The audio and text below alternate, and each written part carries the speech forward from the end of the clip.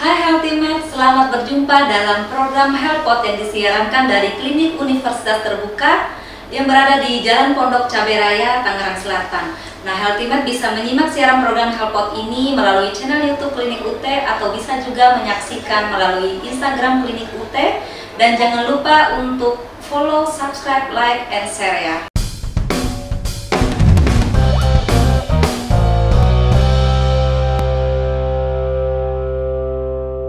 Perubahan status layanan kesehatan di Universitas Terbuka yang semula adalah Poliklinik UT menjadi Klinik Pratama UT pada tahun 2023 dan menandai langkah penting dalam perjalanan pengembangan layanan kesehatan. Nah, Klinik Pratama UT memiliki keleluasaan dan tanggung jawab yang lebih besar dalam mengembangkan layanan kesehatan karena tidak hanya bertanggung jawab terhadap instansi Universitas Terbuka, klinik juga dimonitoring dan dievaluasi oleh Kementerian Kesehatan Republik Indonesia melalui Dinas Kesehatan.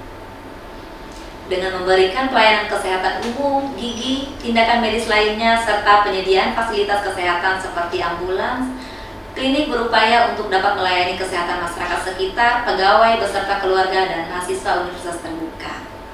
Nah, Klinik UT juga mulai menjalin kerjasama dengan mitra yang berhubungan dengan kesehatan seperti Mandiri InHealth, rumah sakit terdekat, dan puskesmas jaringan.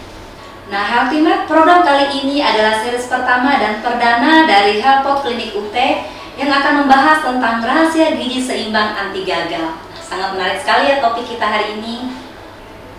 Nah, Healthymed telah hadir bersama kita Ibu Sumirat AMK yang merupakan perawat umum di Klinik Universitas Terbuka ya Bu ya. Nah Bu, gimana kabarnya hari ini Bu Sumi? Alhamdulillah sehat. Sehat ya Bu ya. Baik, mungkin Ibu bisa memperkenalkan diri Bu, nama, jabatan Ibu, dan tugas yang diemban di Poliklinik UT saat ini. Baik Mbak Yuli, terima kasih. Nama saya Sumirat, saya perawat pada Klinik Pratama Universitas Terbuka.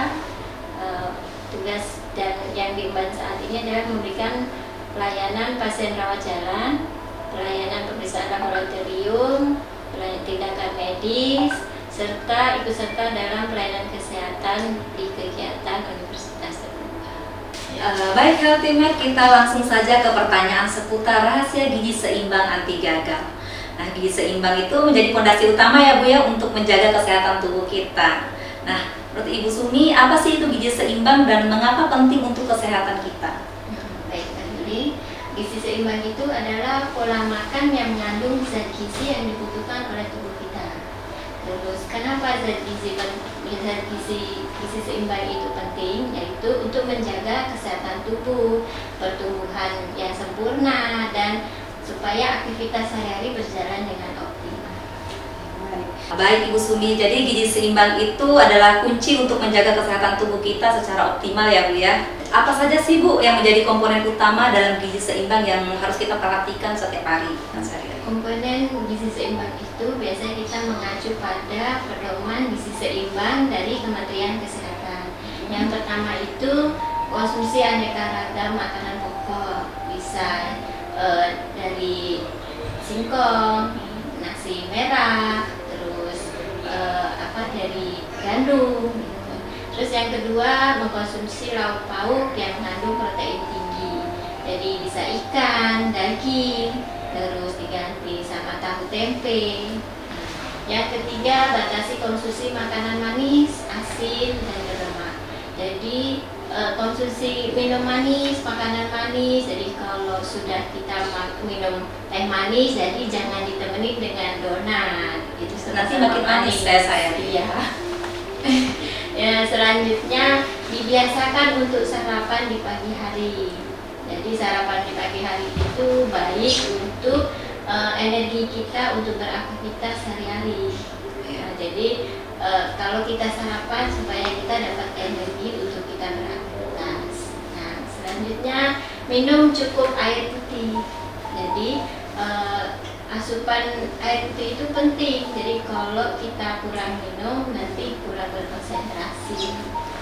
Terus selanjutnya perhatikan label kemasan pada makanan. Jadi dilihat kadaluarsa di kemasan makanan masih bisa dikonsumsi atau enggak. Kalau kan di situ ada label kemasan kadaluarsanya, expirednya. Terus selanjutnya lakukan aktivitas fisik secara rutin. Jadi tidak boleh rebahan aja. Misalkan Mbak Yuli ini libur, jadi tidak malas bergerak, udah libur saya tiduran aja, tidak. Jadi Mbak Yuli harus melakukan aktivitas fisik, misalnya olahraga, nyapu, ngepel. Jadi ada aktivitas yang Mbak Yuli kerjakan. Masalahnya menjaga berat badan yang ideal, gitu. Terus cuci tangan dengan sabun dan air mengalir. Nah itu dia ya Kang Timbet, banyak sekali komponen-komponen yang harus kita perhatikan dalam menjaga gizi seimbang ya Bu ya. Bu ya, apakah ada perbedaan nih ya Bu, gizi seimbang bagi anak-anak, remaja, orang dewasa, dan lansia Bu? Baik Mbak Yuli, gizi seimbang itu ada perbedaan antara anak-anak, remaja, dewasa, dan lansia. Biasanya terletak pada jenis dan jumlah zat gizi yang dibutuhkan serta tingkat aktivitas fisiknya.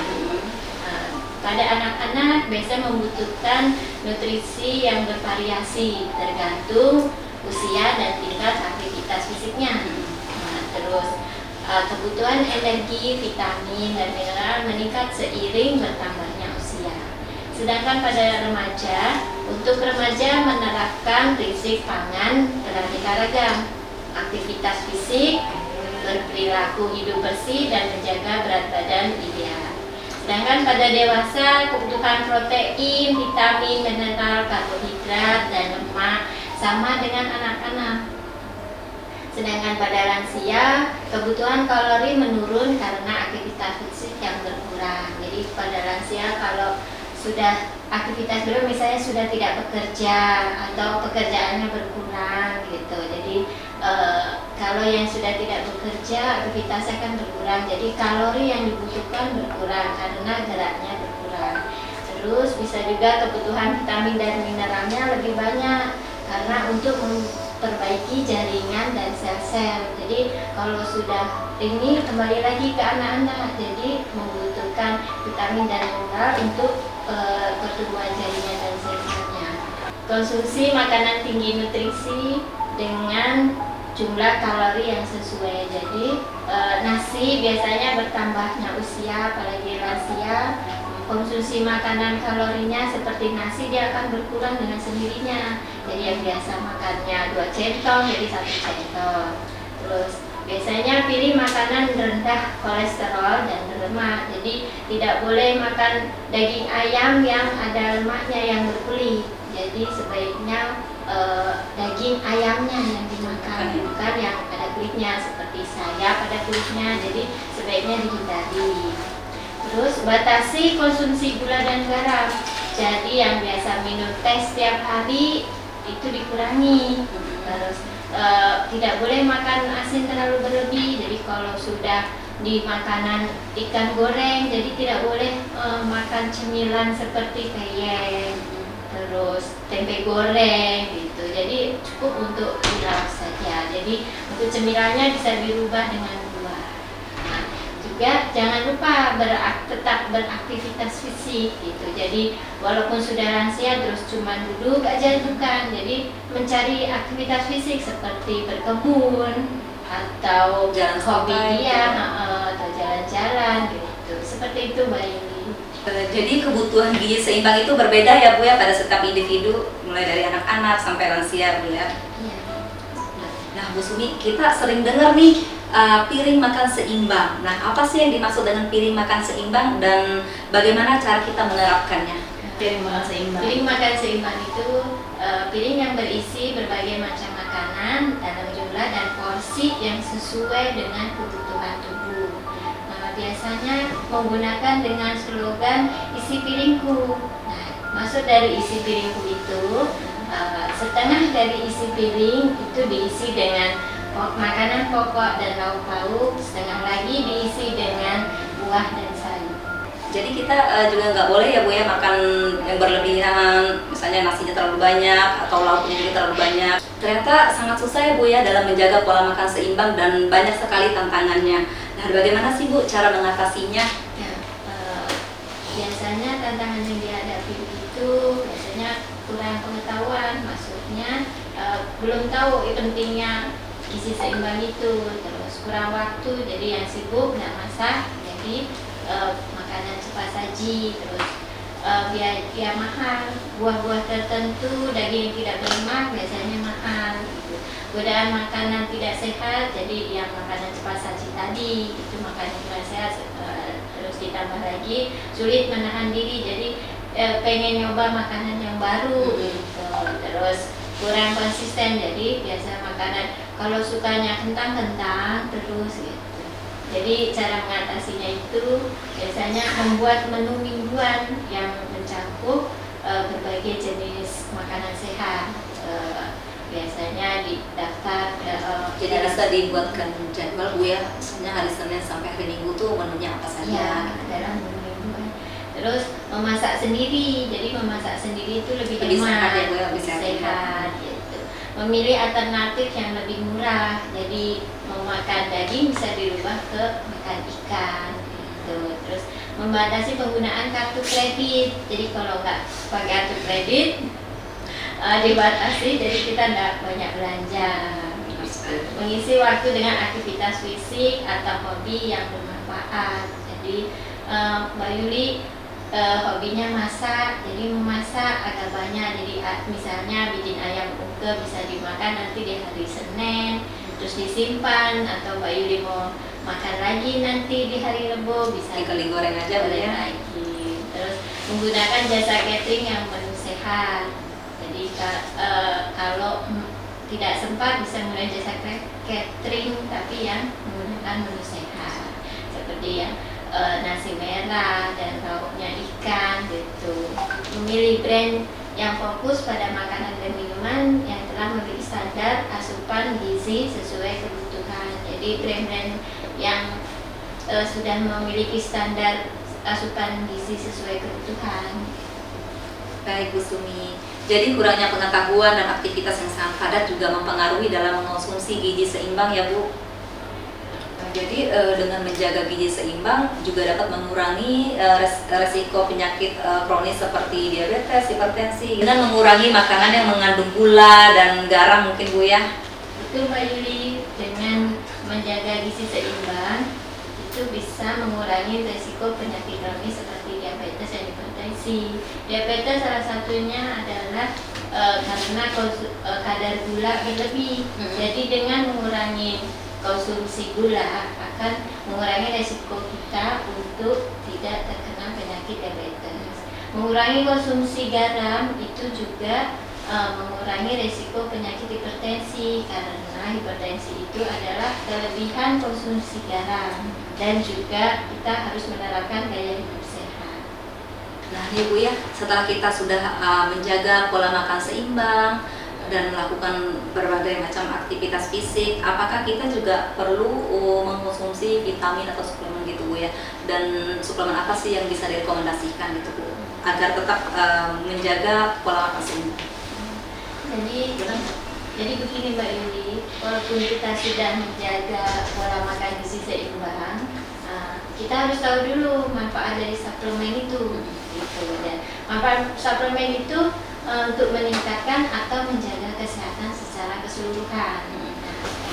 Selanjutnya memenuhi kebutuhan nutrisi harian, terus memperbaiki kekurangan vitamin dan mineral, terus meringankan gejala beberapa kondisi medis, terus mendukung kesehatan khusus seperti suplemen prenatal itu untuk ibu hamil, dan cara memilih suplemen. Jadi yang harus perlu diingat yaitu yang harus kita pahami yaitu kebutuhan tubuh kita perlu tidak memerlukan suplemen. Jadi kita tidak asal memilih suplemen, kita harus memilih suplemen yang tepat untuk mendukung kesehatan jangka panjang. Terus menggunakan suplemen itu juga perlu konsultasi ke dokter. Jadi bukan Mbak Yuli bilang pakai suplemen ini terus cocok untuk saya, tidak. Kita harus konsultasi ke dokter terlebih dahulu sebelum mengkonsumsi suplemen tersebut. Perlu diperhatikan juga pentingnya memperhatikan pemilihan suplemen, yaitu suplemen bukan ditujukan sebagai pengganti obat-obatan atau prosedur medis lainnya. Terus suplemen hanya ditujukan untuk melengkapi pola makan seseorang dan bukan untuk menggantikan makanan sehat. Terus ada lagi pemberian suplemen vitamin tambahan tidak tepat justru bisa mengganggu kesehatan. Jadi kalau mau menggunakan suplemen harus konsultasi dulu ke dokter apa yang dibutuhkan untuk tubuh kita. Jadi sebelum konsumsi suplemen itu tetap kita harus berkonsultasi dengan dokter dulu Bu ya. Iya. Nah kita semua tahu nih Bu ya betapa sibuknya hidup, yang terutama bagi teman-teman yang bekerja atau sedang fokus belajar di sekolah. Terkadang dengan jadwal yang padat, makan dengan gizi seimbang bisa jadi tantangan tersendiri ya Bu. Kita cenderung melewatkan makanan atau memilih makanan yang praktis meski belum tentu sehat. Nah, apa sih saran Ibu untuk menjaga gizi seimbang bagi teman-teman kita yang sibuk dengan pekerjaan atau dengan jadwal sekolah yang padat? Baik Mbak Yuli. Jadi untuk teman-teman yang sibuk atau anak-anak yang jadwal sekolah yang padat itu biasanya nomor satu, jangan melewatkan waktu sarapan. Jadi waktu sarapan di pagi hari itu jangan dilewatkan karena itu untuk energi supaya kita beraktivitas sepanjang hari. Terus mengkonsumsi makanan yang bernutrisi dan bergizi. Terus tepat waktu, jadi makan jangan sarapan nanti aja jam 10, jangan. Jadi di pagi hari sarapannya gitu. Terus sarapan itu membantu menjaga kesehatan lebih optimal. Nah, kebiasaan makan sehat dapat menjaga kesehatan fisik dan mental. Jadi kalau kita tidak sarapan itu dapat mengganggu kesehatan fisik dan mental kita gitu.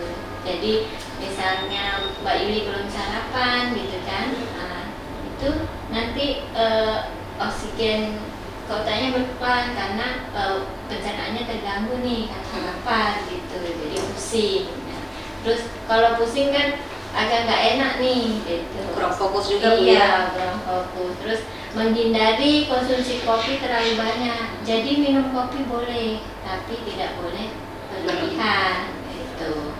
Terus penuhi kebutuhan air setiap hari. Jadi kenapa air harus kita penuhi setiap hari? Jadi kalau